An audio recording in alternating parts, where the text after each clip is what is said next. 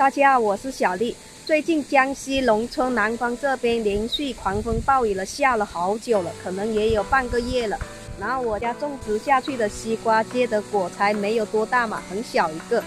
然后下了这场暴雨，我家的西瓜也遭殃了，全部都烂叶了。现在看到我心情真的很不好。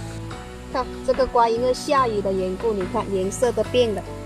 本来是青青绿绿的，特别好看，现在都你看都有点黄了，一看就是有病了。这颗瓜，才刚刚结了小花，这个叶子你看全部烂叶了，看基本都烂了，没什么用。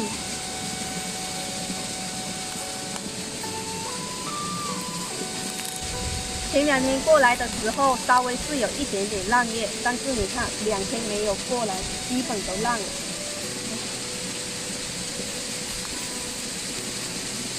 看这个梨瓜，才刚刚开了花，你看基本都烂叶了，看到没有？没用了，真的没用了。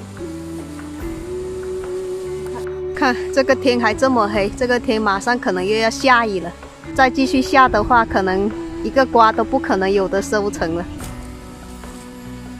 真的，今天看到这批瓜，真的心情特别的烦躁，能不能收成还是一个问题了，真的太难了。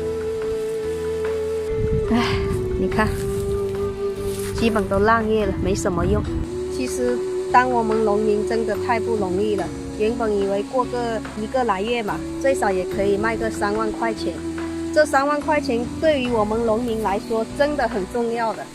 可以生活很久很久了，真的。不过现在也没有办法了，